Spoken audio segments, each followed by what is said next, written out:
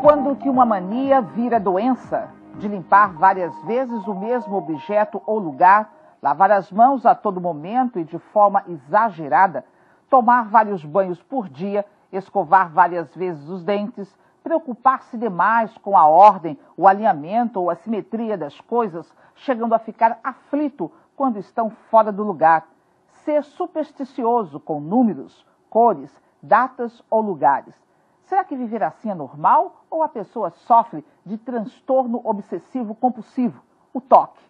Muito boa noite, o Ponto de Vista está começando.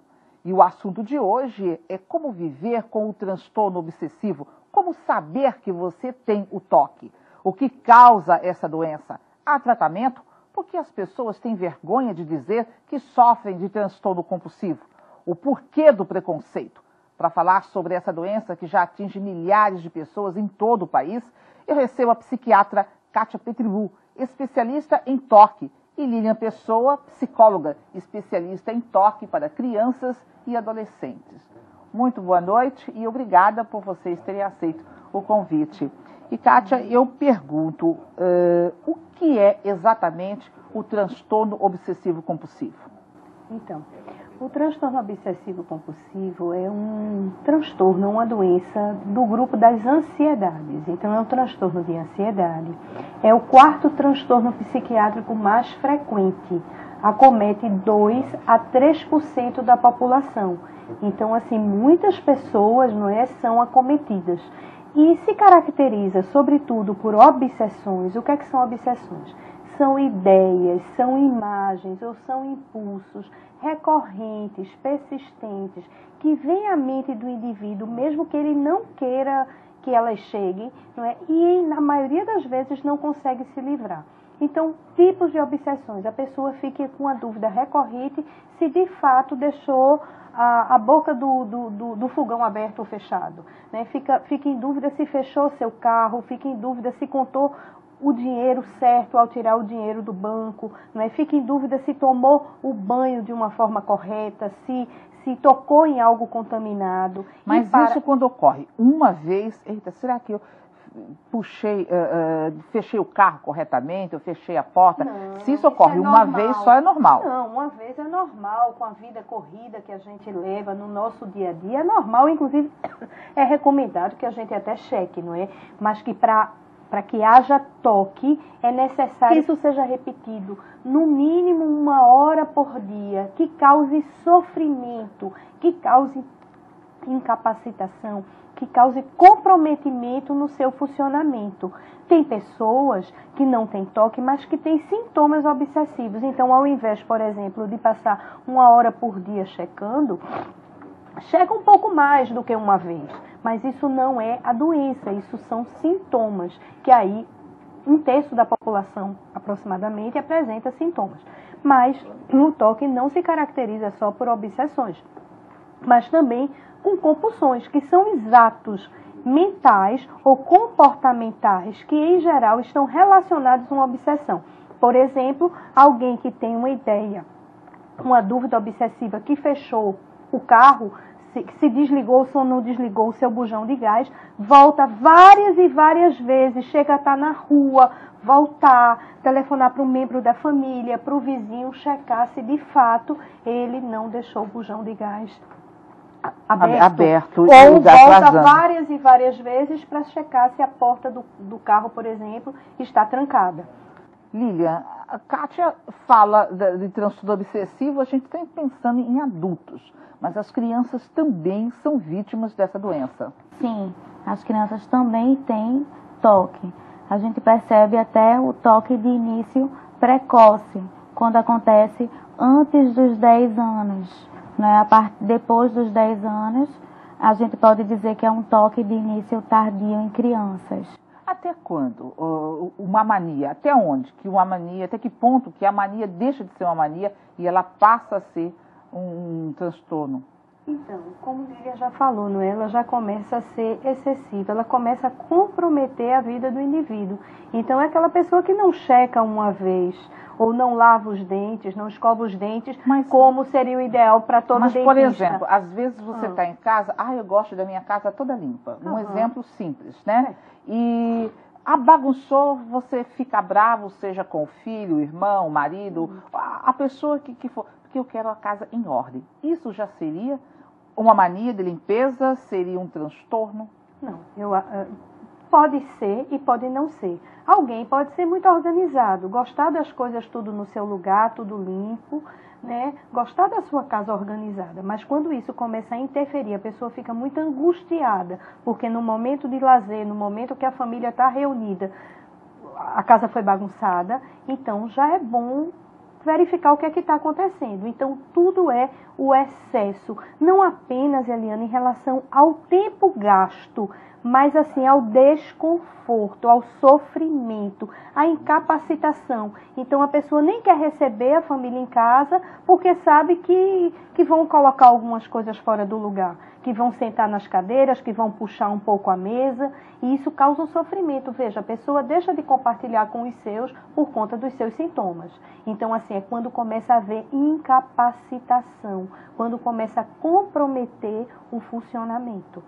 Quer dizer, você, além de repetir determinados gestos várias vezes, você fica, não vejo a hora que vai embora, meu Deus do céu. Eu vai poder tirar do lugar, arrumar, para poder arrumar, limpar, no caso, né? Ou então aquela pessoa que ao invés de dormir, de descansar, passa o final de semana a arrumar a casa, a colocar tudo muito simétrico, tudo muito no lugar, entendeu? E se alguém passar, a pessoa acha que sujou e aí recomeça tudo novamente. Tá certo? Então, é o excesso, mas não apenas o excesso do tempo, o excesso qualitativo, tá certo?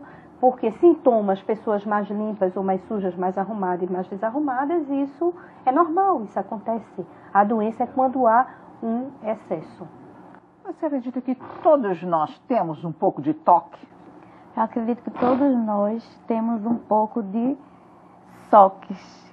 Todos nós temos alguns sintomas obsessivos compulsivos.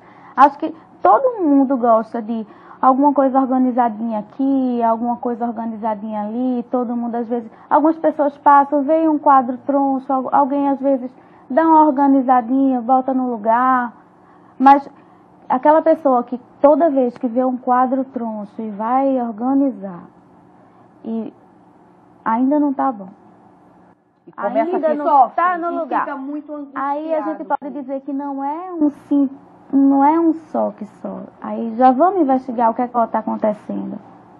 Ela pode estar. Agora, as pessoas que saem nas ruas, conta carro, conta moto, conta bicicleta, conta pedrinhas na rua, quer dizer, são todas pessoas que têm problemas e que precisam de ajuda. Com certeza. Porque assim, não é? Qual é a importância para alguém de ficar contando o número de carros, o número de pedrinhas que passam no seu caminho, o número de motos, de bicicletas, né? Então tem pessoas que às vezes nem sabem exatamente por quê, mas elas simplesmente, é o que a gente chama de fenômeno sensorial, elas têm que contar. Se não contar, ficam muito agoniadas, ficam com desconforto muito grande. Isso vale também para palavras, pessoas que vira e mexe estão repetindo as mesmas palavras, ou até mesmo aquelas pessoas que têm tique, que a gente fala, tem um tique. E geralmente quem repete assim, não é, sabe, enfim, são tiques. Isso é um tique vocálico simples, mas tem pessoas que às vezes têm que falar, não sabe? Não é? Porque se não falar isso, algo pode sair errado na sua fala. Então isso já é um sintoma obsessivo.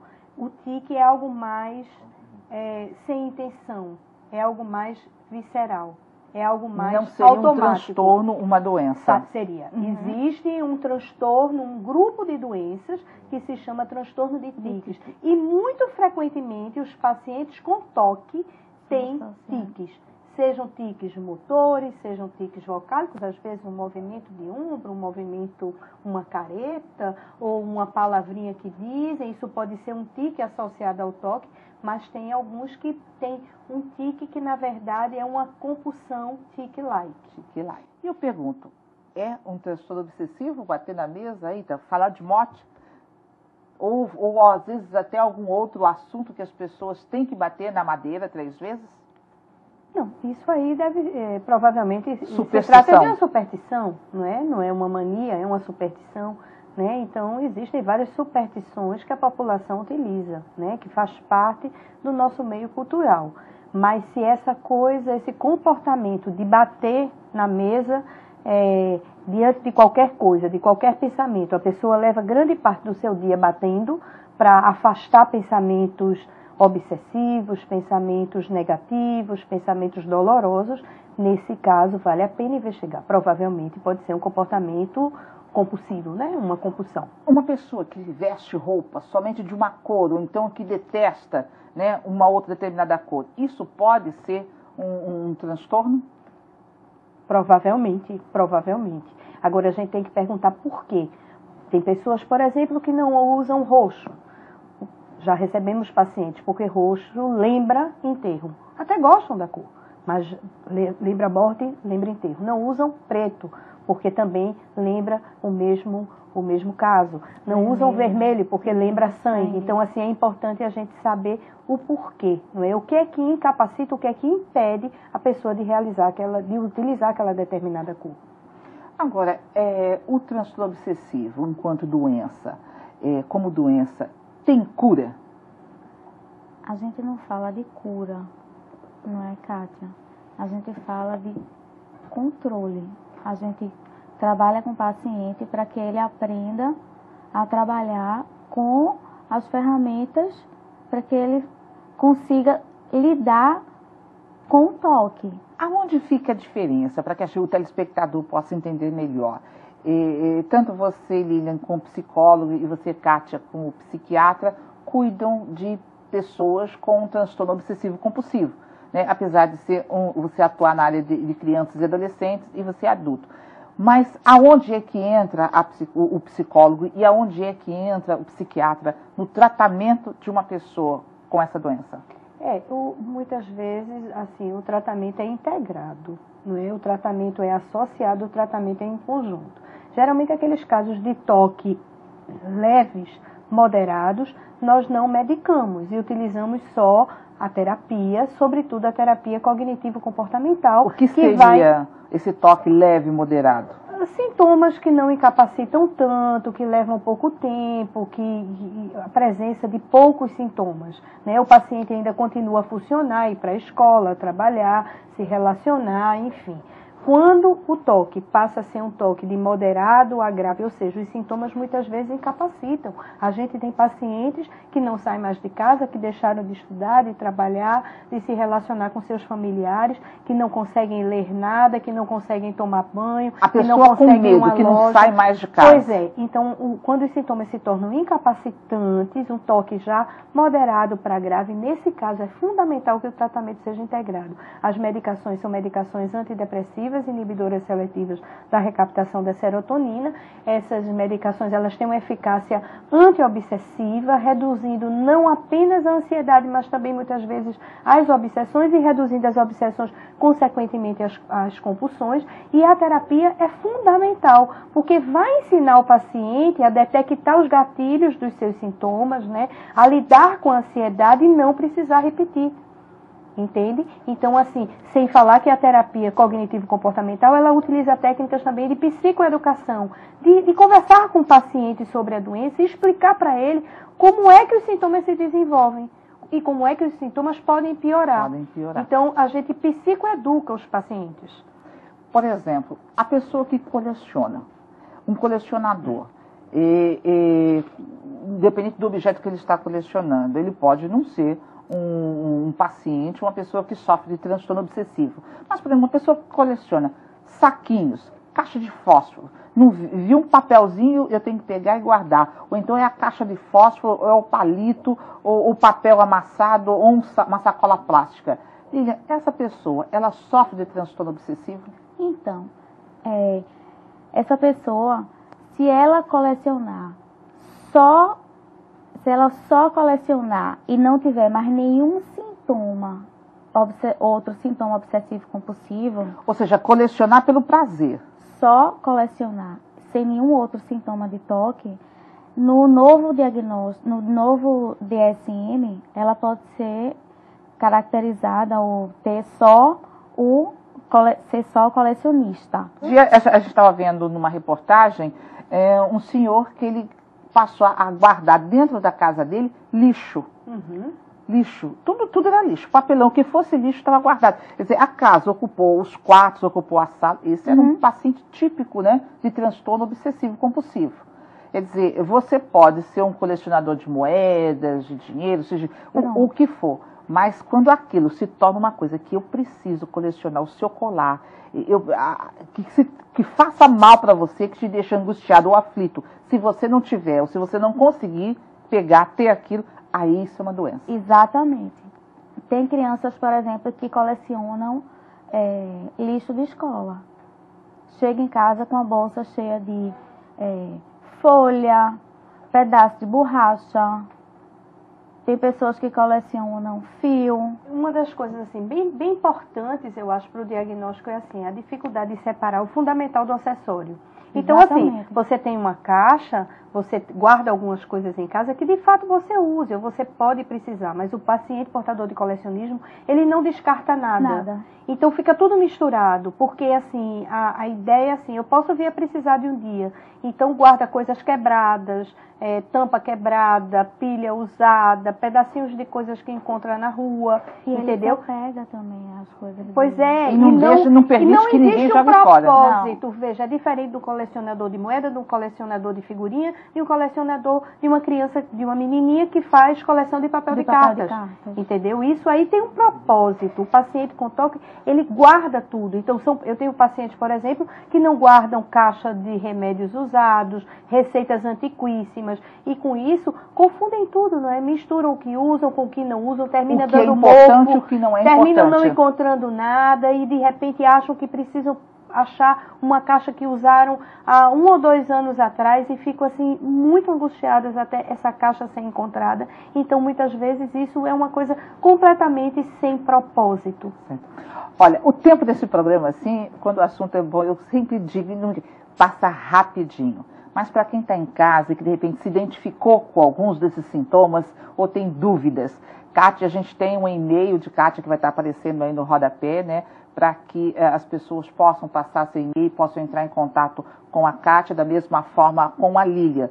Mas a única coisa aqui, para a gente terminar rapidinho, é um local que as pessoas possam ir, o Hospital Oswaldo Cruz, onde vocês trabalham, onde tem o ambulatório lá. Pois é, um portador de toque, qualquer pessoa em qualquer lugar do estado ou de outros estados até, que se identificar com essa reportagem, que possa ler na página da ASTOC, Associação Brasileira dos Portadores e Familiares de Toque, podem procurar qualquer serviço de saúde da área de saúde mental e poderão ser avaliados e poderão ter o diagnóstico.